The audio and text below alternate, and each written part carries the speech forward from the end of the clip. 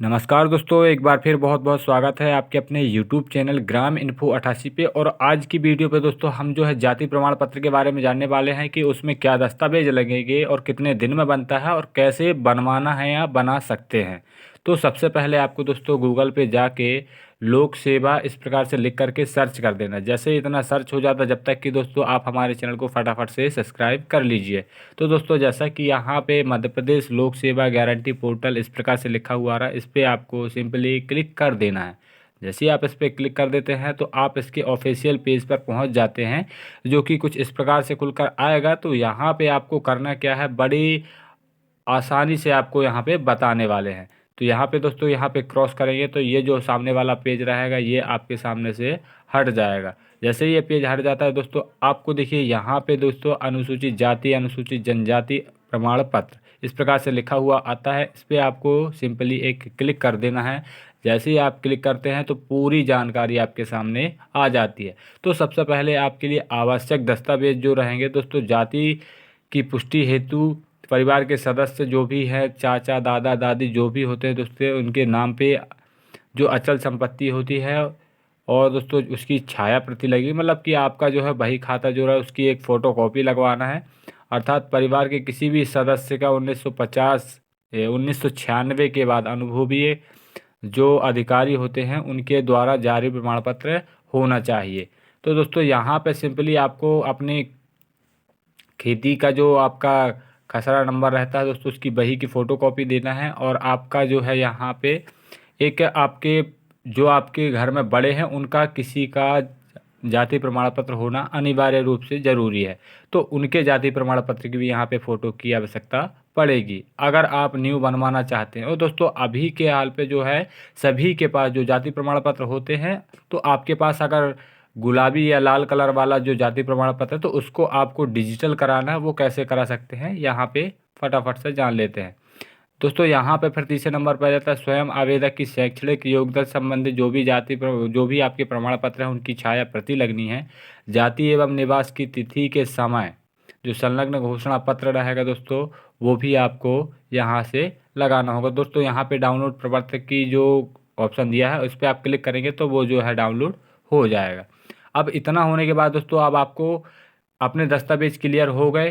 पहला कि आपका जो है खेती जो भी आपकी खेती है उसकी बही की फ़ोटोकॉपी। दूसरा आपके कोई बड़े घर में जो भी भाई बहन या मम्मी पापा चाचा चाची जिसका भी जाति प्रमाण पत्र है उसका जाति प्रमाण पत्र, आपकी शैक्षणिक योग्यता और दोस्तों यहाँ पे आपको लगा देनी है। अब इतना होने के बाद दोस्तों आपको फॉर्म जो है ऑनलाइन ऑफलाइन दोनों, तो यहाँ पे ऑफलाइन ही भरा जाता है। तो ऑफलाइन किस प्रकार से भरना है ये आपको हम बता देते हैं। तो दोस्तों जैसा कि जो आवेदन करता है वो कौन है, अगर आप यहाँ पे कर रहे हैं तो आपका स्वयं में यहाँ पे टिक कर देना है। इसके बाद आवेदक की जो है पूर्ण जानकारी यहाँ पे देना ज़रूरी रूप से होता है। तो यहाँ पे अब आपको अपना पूरा नाम भर देना है। आवेदक के जो है पिता का पूरा नाम, जो भी नाम लिखते हैं पूरा नाम लिखना है। उसमें जाति का होना अनिवार्य रूप से ज़रूरी, क्योंकि आप यहाँ पे जाति प्रमाण पत्र बनवा रहे हैं।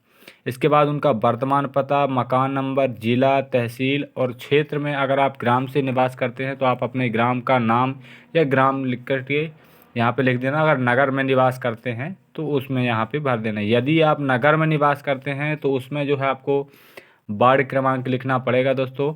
तो यहाँ पे इतना दोस्तों आपका इतना फॉर्म भर गया है।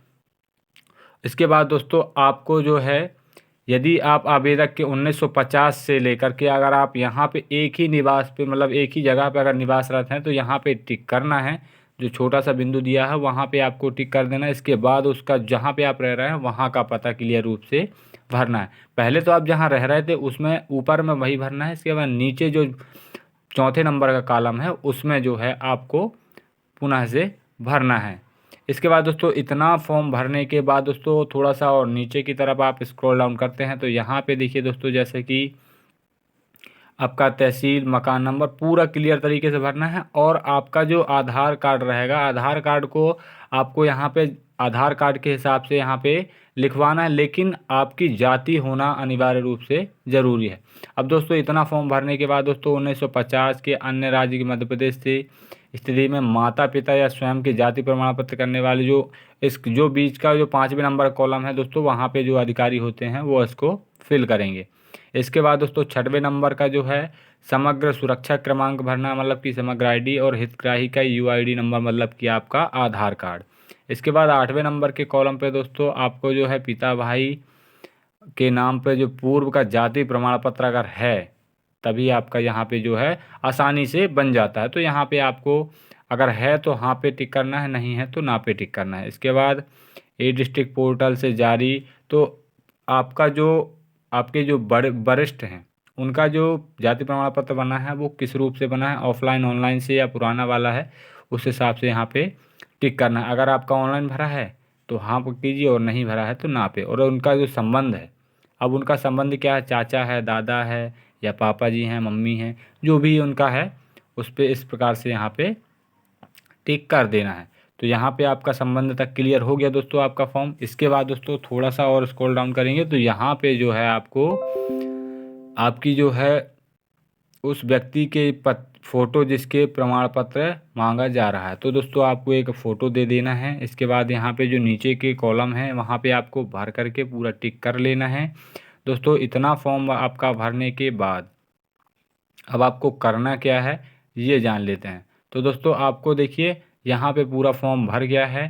फॉर्म भरने के बाद नीचे सबसे लास्ट में आपको जो है सिग्नेचर कर देने हैं, और यहाँ पे जो है दोस्तों ये बीच वाला कॉलम आपको कुछ नहीं करना, आपको वहाँ से जो अधिकारी रहेंगे वो बाकी के चेक करके यहाँ पे भर देते हैं। तो दोस्तों आशा करता हूँ कि आपको वीडियो की जानकारी पसंद आई होगी। अगर वीडियो की जानकारी पसंद आई हो तो इसे ज़्यादा से ज़्यादा शेयर करें। वीडियो देखने के लिए दोस्तों बहुत बहुत धन्यवाद।